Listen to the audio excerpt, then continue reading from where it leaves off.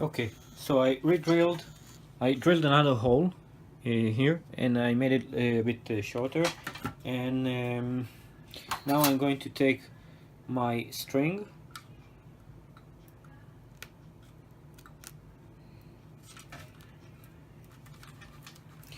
I'm going to wrap it around. This is, like I said, it's instead of a crimp.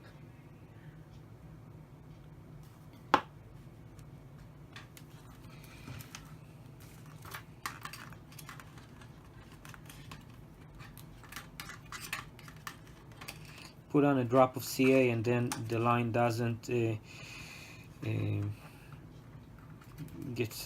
gets released, and I can quite easily wrap it around the thread, wrap it around the strings.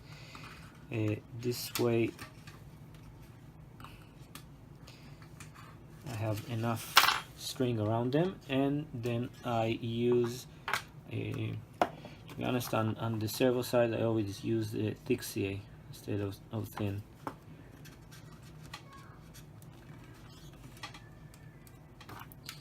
Okay, another important thing again is to get the loop as flat as possible.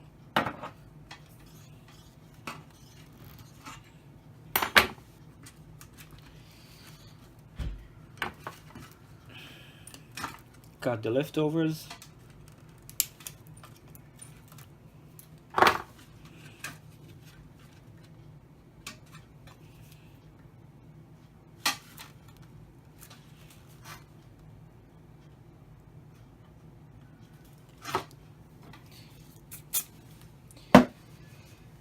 And that's it. Now I'm going to show you how I'm putting back the push rod for the ailerons. First I need to connect the correct aileron into position. Of course I've had 50% chance to get it right and I got it wrong. So now the other one. Okay, centering it. Now I'm gonna put it back into position. I'm making sure that I'm under the line. Got it into position. I'm putting it under the line, and remember it needs to be around 90 degrees.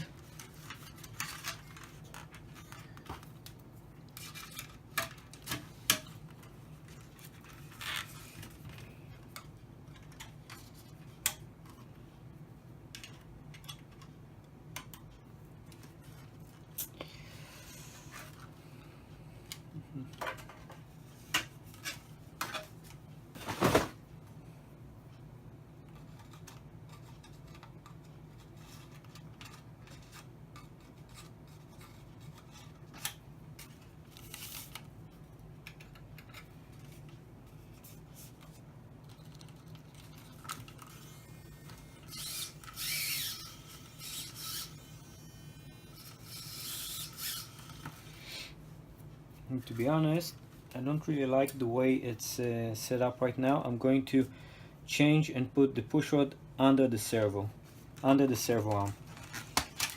So I'm going to take out both push rods.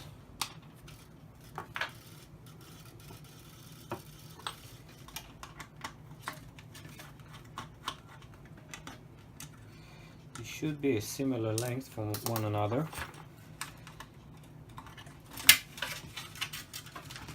I can always use the Teflon tube to glue it to the top. Maybe I'll do that, but first I'm gonna check and see the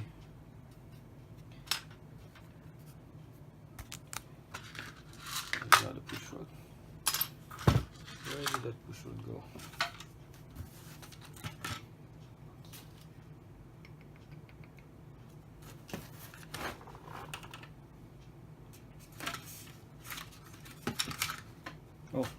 side.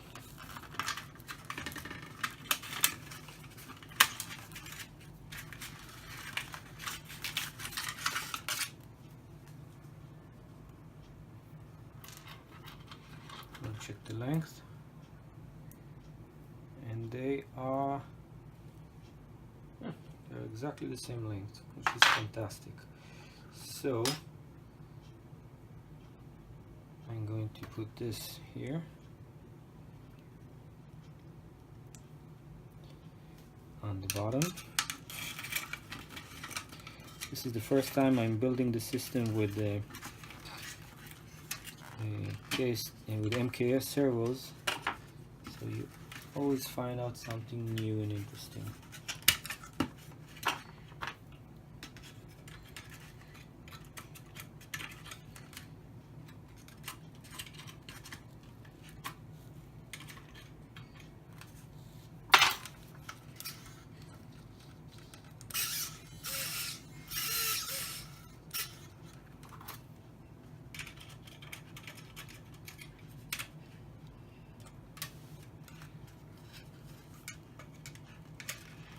Okay, I think it's actually easier to put in, but what I am going to do is I'm going to glue the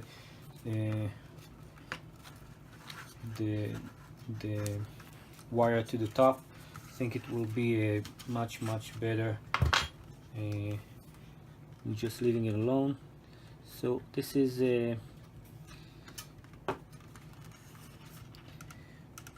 these are Teflon tubes which are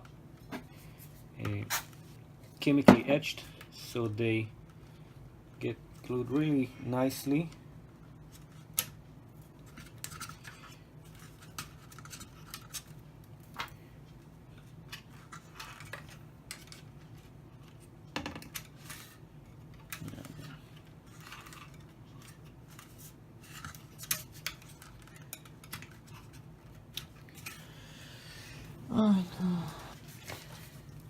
For the rudder string, I made a small hole in the back,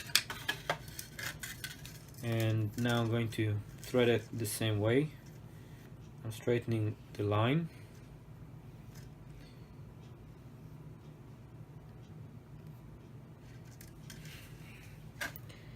After straightening the line, I'm threading it through the back end and to the front. It's usually easier to do it with a little help from gravity.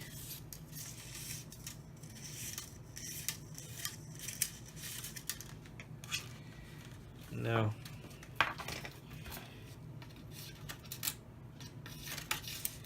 pulling it through the hole in the front. Okay, and threading it through the tube. Now what I done and did, I glued the tubes to the top here so that they guide, again, the etched Teflon, so with a little bit of CA they get glued pretty good. I glued them to the top so they would clear the servos. I found I didn't need that in the KST, but in the MKS I seem to need it. I also decided to flip the push rods so they go underneath the servo. It works a little bit better that way.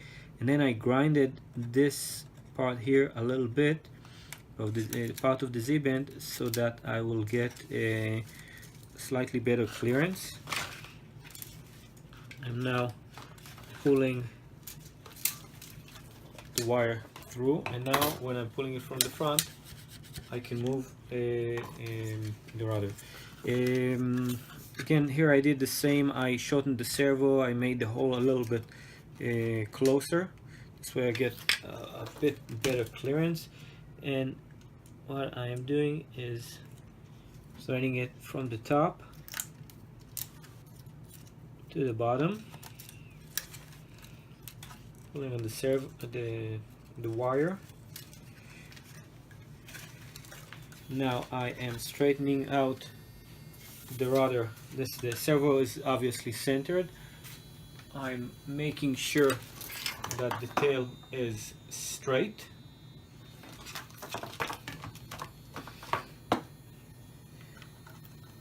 Flattening the lines. Again, checking again that it's straight, and I'm putting a drop of CA.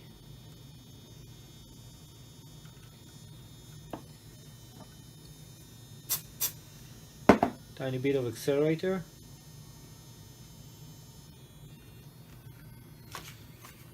And it's attached in place. Looking at the back, moved probably less than a millimeter, which means that I can trim that from the receiver. Before I am making this, wrapping this with string, what I will do is I'll put it on manual, and I will check to see that I have enough movement in the back. I want to see about 15 millimeters of movement. I usually don't use more than 15 millimeters of movement. This should be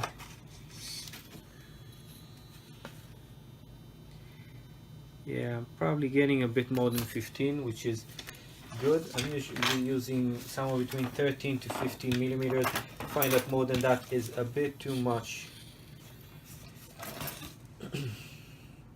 Now I take a piece of string,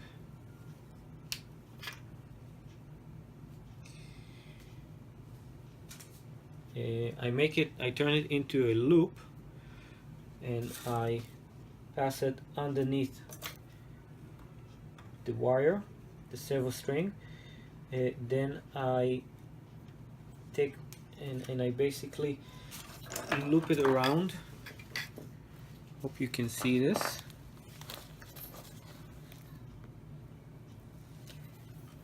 So basically loop it around, and this way when I tighten it, it tightens around the string. I'm putting a small amount of CA so it doesn't move.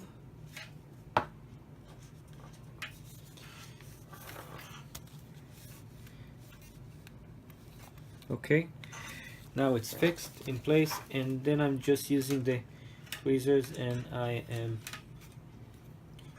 looping it around a few times. Now I'm actually looping 2 lines instead of 1, so it's half the job. About 4 or 5 loops usually does the trick.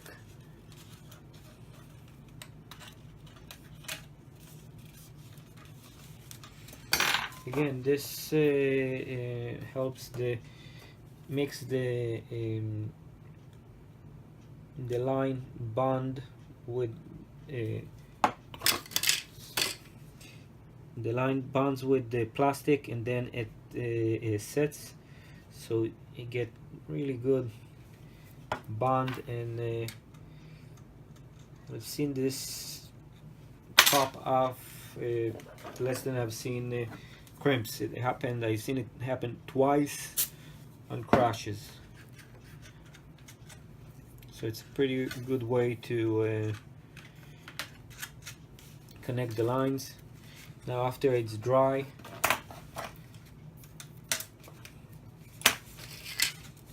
I will cut off all the leftovers.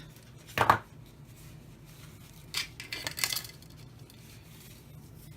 gonna take pliers and I'm gonna put a bit more pressure here on the line. Now I'm checking, I'm loading the elevator a little bit. I'm checking that the line, that there's no looping around here. There's no, everything is flat, everything is straight.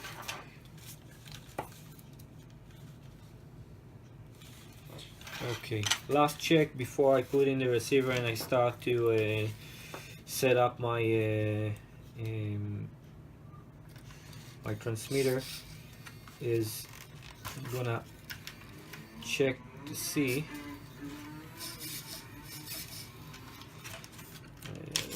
I'm gonna check and see that there is clearance from the lines and that I don't need to, nothing is snagging here. Okay, that I have good clearance here. and that the servo isn't snagging on the rudder. I have a tiny amount of snag here, so I'm gonna take my wheel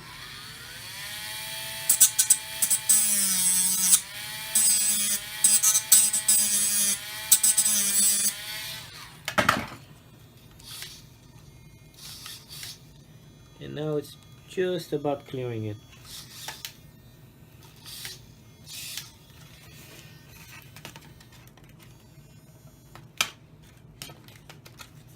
Okay, I'll just give it a little bit more bend, and that should be it.